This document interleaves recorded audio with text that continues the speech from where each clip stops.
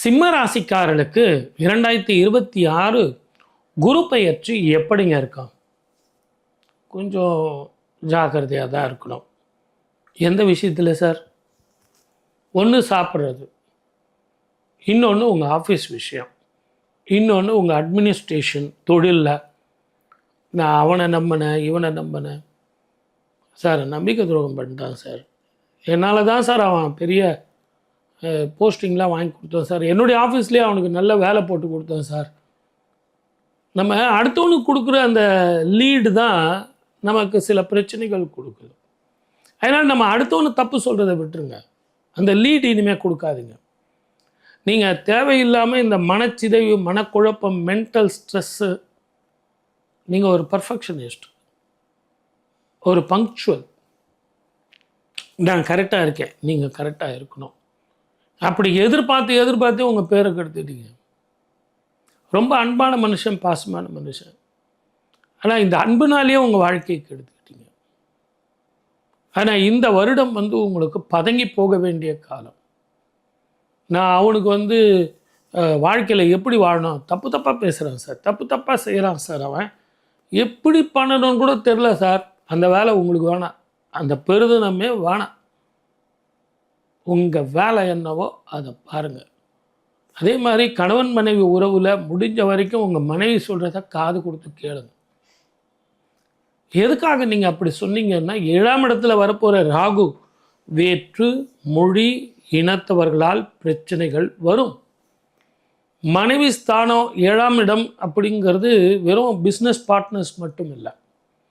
ஆகவே அவங்களுடைய ஜாதகம் தெளிவான முடிவும் தெளிவான வாழ்க்கையும் கொடுக்கும். அப்படி அவங்க கொடுக்குற அந்த அட்வைஸை நீங்கள் எடுத்துக்கிட்டீங்கன்னா வாழ்க்கையில் ஜெயிக்கலாம். மனைவி மக்கள் குற்றம் பார்க்காதீங்க. என்னடா படிக்கிற, என்னடா பண்ணிட்டுக்கிற, இவ்வளோ ஃபீஸு கட்டின்னு இருக்கேன், நீ ஒன்றும் படிக்க மாட்டியாடா, எரிஞ்சு விழாதீங்க, விட்டு கொடுத்து போங்க. ஏப்பா கொஞ்சம் பார்த்து படிப்பா, எவ்வளோ கஷ்டப்பட்டு நம்ம பணம் கட்டுறோம், கொஞ்சம் புரிஞ்சுக்கப்பா. ஏன்னா அவனுடைய ஜாதகத்தில் அவனுக்கு எப்படி இருக்குங்கிறத புரிஞ்சுங்க. 2வது வாத்தியாருடைய சூழ்நிலைன்னு ஒன்று இருக்குது. இன்னைக்கு எல்லாத்தையுமே ஒரு முறைக்கு 2 முறை யோசித்து தான் செய்யணும். உங்கள் ஜாதகத்துக்கு குரு அதிச்சாரமாக வரப்போகிறார். இந்த அதிச்சாரமாக வரும்போது 5, 7, 9 பார்வை 5 மாதத்துக்கு இருக்குது. அந்த நேரத்தில் நீங்கள் எப்படி எஸ்கேப் ஆகணுமோ அப்படி எஸ்கேப் ஆகுங்க. அது நவம்பர் மாதத்தில் இருந்து வருது, ஒரு 5 மாதம் இருக்கும்.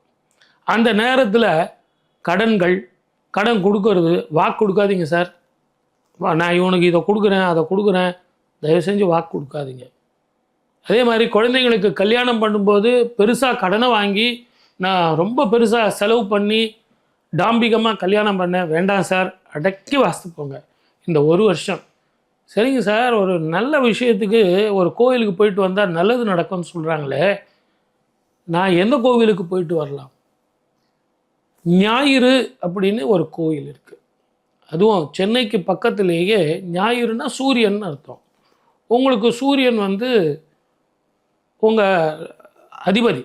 ஆகவே அந்த ஜாதகருக்கு அந்த கோவிலில் போயிட்டு வந்தீங்கன்னா சூரியன் தாமரை மீது அமர்ந்த கோலத்தில் இருப்பார். அப்படிப்பட்ட ஒரு அற்புதமான சிவஸ்தலம் ஞாயிறுன்ற கிராமம். அந்த கிராமத்துக்கே ஞாயிறுன்னு கிராமம். அந்த கோவிலுக்கு போயிட்டு கோதுமை தானம், கோதுமை பண்டம் தானம், ஞாயிற்றுக்கிழமையில் அபிஷேகம், 16 வகையான அபிஷேகம் பண்ணி கோதுமை தானம் செஞ்சுட்டு வந்தீங்கன்னா, சிகப்பு மலர்களால் அர்ச்சனை செஞ்சீங்க அப்படின்னீங்கன்னா உங்களுக்கு மலை போல் வர்ற பிரச்சனைகள் பனி போல் தீரும்.